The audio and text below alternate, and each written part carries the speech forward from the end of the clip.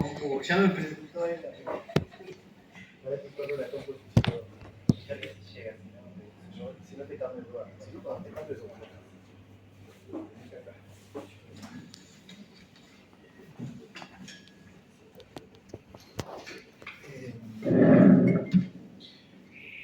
Gracias, no sé cómo se llama ahora.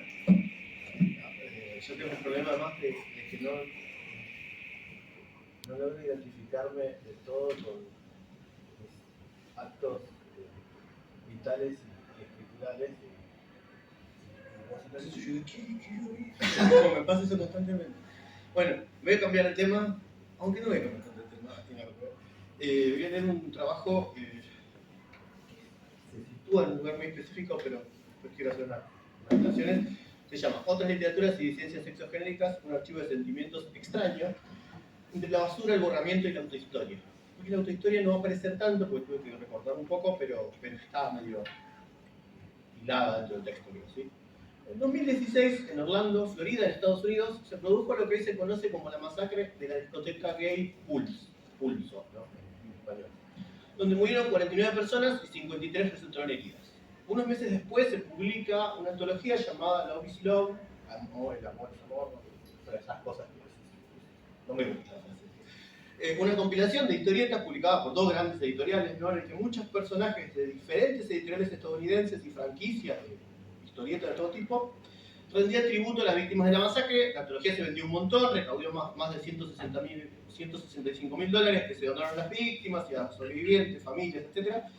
En esa antología aparece en uno de los episodios, son muchos episodios muy cortitos, distintos personajes que se encuentran en el episodio que me interesa, una disco LGBTIQ+, y en esas páginas, en la disco, aparece un personaje que son estas dos páginas, un poco triste, melancólico, de una época diferente. Ese personaje se llama Extraño, que sería el que tenemos de este lado, ¿sí? El que está en la viñeta superior. Es un personaje que recuerda el pasado, ¿no? Extraño, en inglés pronunciado extraño, ¿sí? Es considerado el primer, porque no se traduce el nombre, ¿sí? En inglés se conoce como extraño, nunca aparece traducido, ¿sí? Es un superhéroe, uno de los primeros superhéroes latinoamericanos, está lleno de prejuicios. Es el primer superhéroe considerado abiertamente gay del cómic de superhéroes estadounidense. En general es considerado un conjunto de estereotipos cis heterocentrados sobre lo queer en el cómic de superhéroes, y digo queer con acento hoy en día chubutense y platense a propósito, además de que pronunció mal el inglés. Ese personaje se llama Gregorio de la Vega, ¿sí?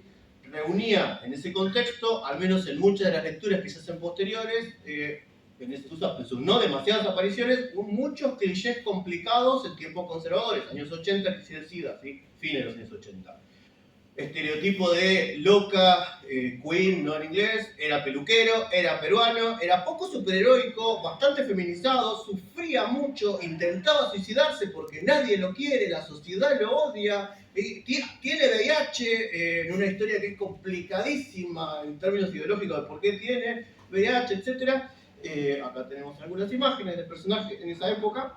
Y en general siempre se lo piensa como que es la creación de un dispositivo cis heterocentrado para pensarlo queer, ¿sí? Ahora me interesa tensionar un poco eso a partir de una categoría vinculada a los estudios de archivo y la teoría queer que Ants Betkovich llama archivo de sentimientos, ¿sí? Yo creo que Extraño es un archivo de sentimientos, de tensiones, emociones, afectos de todo tipo, una especie también de archivo depósito de emociones, ¿sí? Es un personaje sin demasiada trascendencia, algo que es casi una molestia, una basura, algo olvidado, que tiene muy pocas apariciones en contextos muy diferentes, aunque creo que incluso en esos momentos en los que el personaje, que no fue creado por creadores queer ni sexodisidentes, sino sus creadores son personas cis heterocentradas y patriarcales, a mí me parece que lo que han hecho los lectores con este personaje, y con otros, pero quiero tomar este ejemplo, un poco rompe incluso eso que querían hacer estos creadores cis heterocentrados, ¿sí?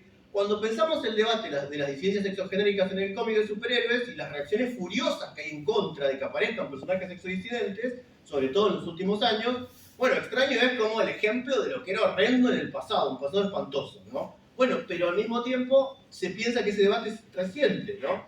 Ahora, ese Extraño del pasado, yo no sé si es tan espantoso como hemos leído o creído o nos hicieron creer, me lo pregunto. ¿Será así? ¿No había nada más? el tema de los superhéroes y la disidencia sexual es una cuestión de los últimos años o de a partir del 2000 que empiezan a aparecer personajes. Antes no se debatía al respecto. Si vamos al momento en el que aparece extraño, es mucho más complejo de lo que creemos, ¿sí? Si miramos los correos al lector de la historieta en la que aparece extraño en los 80, que no son 12 números, en los que debe haber 6 números en los que se publican cartas al lector, el debate que se da en esas cartas sobre el personaje, la verdad es maravilloso, ¿sí? Porque hay un debate en el que aparecen lectores que se identifican como gay, que tensionan, que critican, que hablan de lo bueno y de lo malo de ese personaje, que tensionan con otras cartas y con discursos homodiantes y prejuicios de la época y otros lectores conservadores en plena crisis del SIDA, ¿sí? En esos correos de fines de los 80 se debate sobre ese personaje, se visibiliza la propia identidad de los lectores, se habla de otros personajes que recién 15 años después iban a ser leídos como personajes fuera del closet y en ese contexto ya son leídos, ¿sí? No me quiero ir tanto por el tema, de tema. Todo esto además también está ocurriendo en la publicación Gay Comics, que es una publicación que se la supone mucho más del underground y de la comunidad gay, pero en esta misma publicación están tensionando y discutiendo sobre la representación en el cómic mainstream de superhéroes, ¿sí? No voy a hablar es muy largo hablar de Gay Comics, es maravilloso para pensar un montón de cosas, pero habría que pensar, por ejemplo, si miramos en este extremo, ahí está extraño, ¿sí? En este número, Gay Comics tiene 2 números que piensan los superhéroes, y esta tapa la tinta George Pérez, que es un número muy importante para la historieta de superhéroes, ¿sí? El vínculo entre los queer y los superhéroes aparece varias veces en los Gay Comics con 2 números específicos dedicados al tema y varios en los que aparece la cuestión de los superhéroes en distintas historietas de la antología, ¿sí? Voy a saltar un poco. A fines de los 80, ver un poco lo que pasa en Gay Comics y las discusiones en la revista Este Extraño dan a entender que se estaba debatiendo muchísimo sobre la representación gay, en el término que utilizaba en este contexto, en la historieta de superhéroes, ¿sí? Por ejemplo, se publica este artículo en una revista que no es de la comunidad LGBT, una revista mainstream de crítica y reseña de revistas de superhéroes, que habla sobre el closet, los superhéroes, la representación gay. Hablan un montón de guionistas y creadores y dibujantes que en ese momento no están afuera del closet y están trabajando en la industria. No dan sus nombres porque eso significaba chau, ¿no? Es un contexto mucho más conservador que el posterior, ¿sí? Esa ilustración la hace Howard Cruz, que es súper importante para el cómic estadounidense. Y fíjense, de un lado hay varios personajes, uno es extraño, y el de esta otra punta es Batman, ¿sí? Habría que pensar también que en ese contexto hay otro debate, que es el debate sobre la desinfantilización de Batman, ¿no? Batman deja de ser un producto supuestamente infantil y Batman es duro, serio, no existe Robin, es toda oscuridad, es un hombre traumado, muy años 80. Yo creo que hay algo importante para pensar que en 1988 Batman era un territorio de disputa entre el conservadurismo y la subversión sexual. Hay artículos escritos sobre el tema, etc. Pero hay que pensar que desde la publicación en los 50 del libro La seducción del inocente, un libro famoso del psiquiatra Frederick Bertham, una de las cosas que hace Bertham es leer los peligros de muchos personajes, de muchos tipos de cómics, y en un momento habla de Batman y Robin y los lee como personajes que podrían habilitar la homosexualidad de determinadas poblaciones, ¿no? Y cita a un adolescente en una cita que la lees y es maravillosa, que dice un adolescente, que no se la traigo acá porque es muy larga, que él se identifica con Batman y Robin y le encantaría tener esa vida en la que viven juntos. Y se imagina una vida posible así. Y ese adolescente está patologizado de institución psiquiátrica por homosexual, como patología. Ahora, esa misma cita después es tomada por otros investigadores queer para pensar, ojo, ¿Batman ¿no tendrá otra historia detrás de esto? A mí me llama mucho la atención esta cosa de cuidarle el culo a Batman, para hacerlo sencillo, ¿sí? Porque digo, Batman puede ser puto, ese es el delirio de Bertham. Lo que Bertham tal vez ve, este psiquiatra, lo vieron comunidades de lectores e investigadores, porque hay citas de artículos que podríamos pensar vinculados a la disidencia sexual, y eso vuelve a estallar cuando la serie de Batman aparece como producto camp que maravilla infancias queer desde sus apariciones en los años 60, de su aparición en los años 60. La serie que imagino que todos más o menos tenemos de alguna forma en el imaginario, ¿no? Batman, antes y después de Bertham, es leído por públicos queer. La serie camp de los 60 va a hacer estallar eso en múltiples sentidos, Y la lectura marica de Batman es una posibilidad vital en medio de todo este debate de los 80 sobre la representación LGBTQ+ en el cómic de superhéroes, ¿sí? No es casualidad algunas lecturas críticas que han hecho distintos investigadores en ese contexto, las referencias constantes a Batman en los gay comics, a personajes que son, yo le diría parodias, porque uno ve como de Batqueen, un Batman marica, que es todo lo contrario a lo que es el Batman serio, sufrido, que Robin no existe, etc. Robin muere en 1988, no es casualidad eso, ¿sí? Bueno, no es que nosotros que no son casualidad estas cosas, tampoco que en Gay Comics, por ejemplo, se publican notas en las que lectores hablan de lo que les pasa a ellos con Batman, ¿sí? O esta desesperada desinfantilización de Batman en esos años, construida a partir de obras como Killing Joke, o The Dark Knight Returns, o incluso la película de Batman de Tim Burton. Que no quiere decir que a mí estas cosas me gustan, no es que no me gusten, pero es llamativo ahí la exageradísima sobreactuación de, ojo, que Batman es heterosexual y no hay ninguna adolescente joven. En Dark Knight Returns, ojo, hay un Robin, mujer. No vaya a ser que haya confusión, ¿no? Digo, ¿por qué Alan Moore años después se arrepiente de algunas cosas de Killing Joke, como la violencia hacia Batichica en ese momento? ¿Por qué personajes que se leen prejuiciosamente como Batichica o Batimujer durante décadas eran adorados por el fandom queer? ¿Sí? Que ese fandom se supone que no existe hasta hace 5 o 10 años. Ahora, en los 80 hay cartas que hablan de lectores gays que están leyendo, ¿sí? Bueno, salto un poco. Todo este debate para mí existe, está presente, ¿sí? Acá hay algo que tiene que ver con reheterosexualizar a Batman todo lo que sea posible, no vaya a ser que se convierta en un Batman queer, ¿no? Y esto está ocurriendo en el mismo momento que está apareciendo este otro personaje, ¿no? Yo pienso de vuelta el extraño, ¿no? Que es como todo lo malo que implica la representación gay, supuestamente, en el cómic. Y yo pienso que capaz que extraño podría ser un archivo de sentimientos, ¿sí? Y pienso, fíjense, extraño, hay un artículo que lo dice, podría haber sido traducido como queer, pero no se lo traduce porque es de un Gregorio de la Vega, nació en Perú, en Trujillo, Perú. Nunca se lo traduce y se dice la palabra español en el cómic en inglés. Cuando lo pronuncian y lo escriben queda extraño. Ano, algo que suena casi como extraer el ano. Y pienso en castrar el ano de Batman como una idea de castrar el ano de los superhéroes, ¿no? Pero en extraño yo creo que además hay otra cosa, una impresión de otra cosa tal vez volátil, fugaz, pero que aparecen esas cartas al lector y las pocas apariciones y tensiones posteriores, ¿sí? Porque va más allá de lo que hagan los creadores. A mí no me importa en este caso, me importa qué pasa con los lectores y con lo impreso en esas lecturas, pero en el cuerpo, no solo en la página. Extraño es un cómic basura como tantos otros, pero en esa basura aparece parte del odio que hemos recibido históricamente, culturalmente. Es el personaje del que todos se burlaban. Hemos sido nosotros y han sido las disidencias sexuales en un borramiento o una invisibilización histórica. El debate sobre los queer y los superhéroes ya está en los 70, aunque nosotros creemos que apareció hace 5 años, ¿no? Yo no creo que sea casualidad que muchos de estos lectores que están en las cartas no ocultan su orientación sexual, dicen su nombre y apellido, ¿sí? No creo que sea casualidad que un lector agradece una escena en la que Gregorio extraño y otro personaje, también gay, Paco, caminan de la mano en Trujillo, ¿sí? En un contexto sumamente complejo. Es una historieta de superhéroes, un producto supuestamente para niños, supongamos, como muchas veces se dice. Bueno, en esos productos sí se aceptaba que apareciera la palabra fagot y no la palabra gay, por ejemplo. Y no estamos hablando de demasiado tiempo atrás, ¿sí? Hay algo en esas cosas, digo yo, bueno, ¿por qué tiene que ver todo esto? Yo creo que hay algo que quiere ir dando vueltas, una impresión, una memoria subterránea, alguna cuestión que da vuelta, así que queda. Pensemos en cosas de nuestro presente que construyen genealogía con ese pasado. Grant Morrison como autore no binario, algunas de las cosas que está haciendo ahora Grant Morrison, más allá de los mercados y la construcción de superhéroes como producto del mercado para el LGBT, que a mí me parecen, me rompen la idea de, bueno, esto está hecho para el mercado, y lo veo y digo, acá hay otra cosa también, ¿no? Digo, me rompen mis propios prejuicios.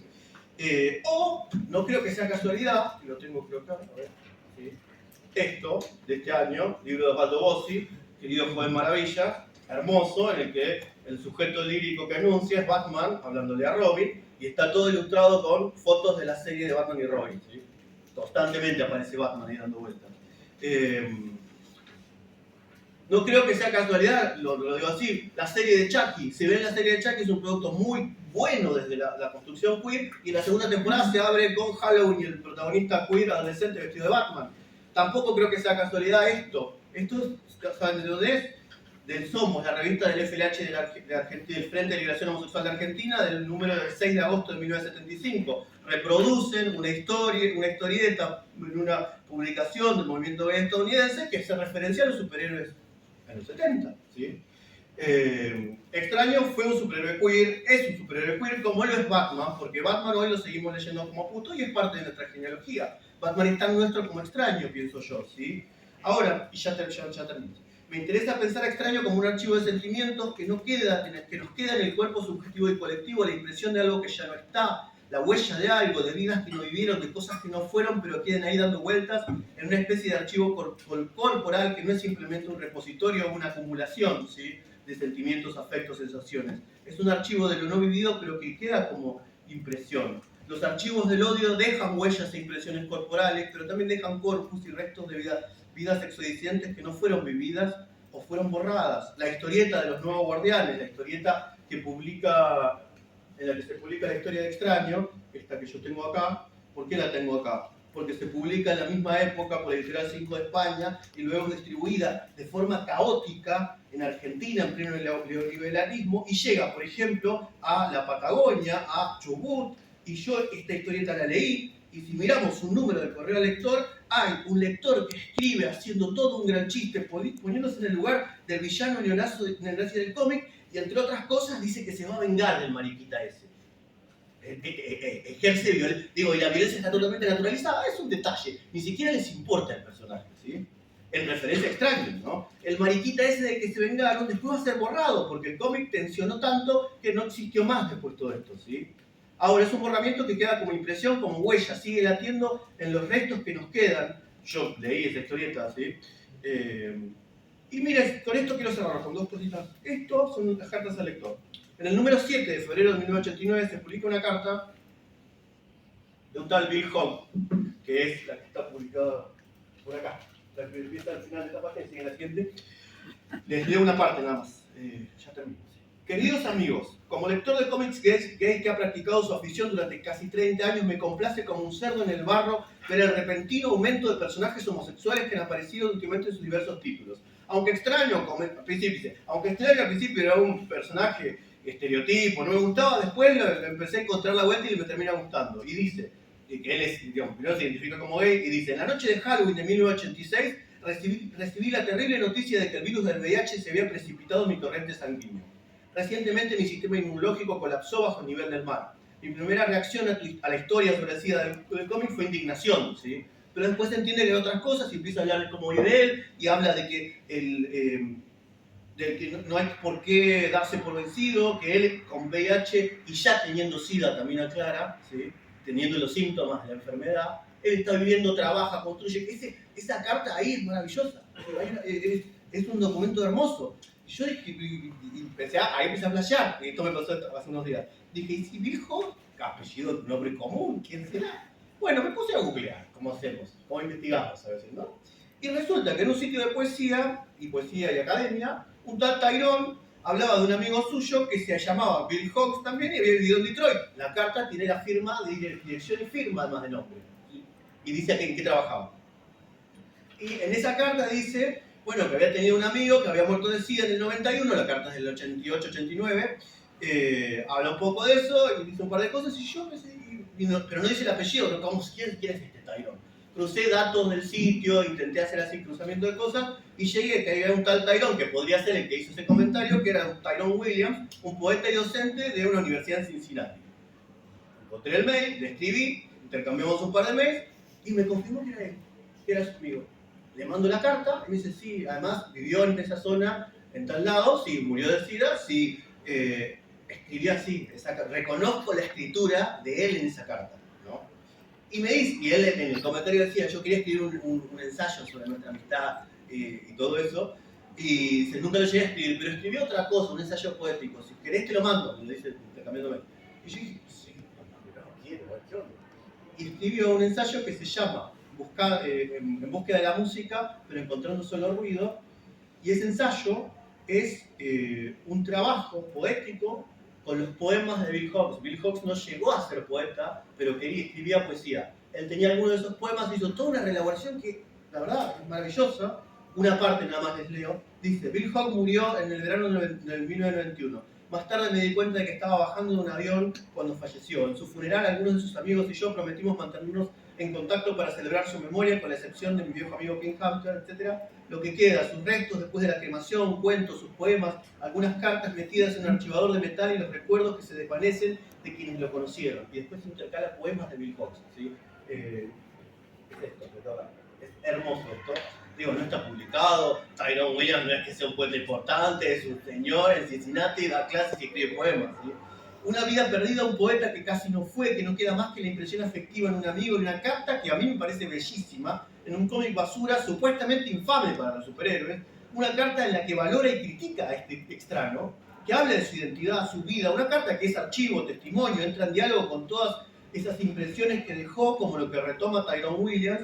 Extraño deja impresiones afectivas en Bill Hawkes y en muchas otras personas, y así como esas historietas nos dejaron impresiones a otras maricas en otros lugares del mundo que leyeron esas historietas y pudieron tocar de alguna manera ese archivo de sentimientos. Yo creo que Extraño es un archivo de sentimientos, como también lo pueden ser algunas de las lecturas de Batman por fuera de los heteronormados. Si no, explíquenme eso. Poema de los batipoemas de Osvaldo Bossi. Batman, ¿qué pasará si un día nos descubre, si alguien alguna vez revela lo nuestro? ¿Te imaginas la cara que pondrá Superman? ¿Podremos encontrarnos a la misma Batihora y por el mismo Vaticanal?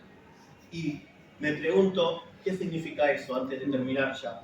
Pienso, ¿será que Batman Extraño y muchos otros materiales pueden ser parte de nuestros archivos de sentimientos sexodisidentes? Eso es una ilustración anónima hecha en Alemania en el año 1966, ¿sí? Que no se sabe quién la dibujó, pero muestra a Batman y Robin, maricas, queer, la etiqueta que queramos usar. Fue parte de una exposición en el Museo de la Homosexualidad de Berlín, en el que no sabemos quién la escribió, quién la dibujó, no sabemos nada, una ilustración anónima encontrada. Pero nunca vamos a poder recuperar quién hizo eso. Pero alguien ya en el 66 estaba leyendo Batman y viendo la serie de Batman y los leía como marica. Y eso es algo que muchas veces, creo yo, se invisibiliza, se tapa y muchas veces se tiene éxito en tapar. Pero el archivo, la impresión que queda en el archivo de sentimientos para mí no se puede reaparecer.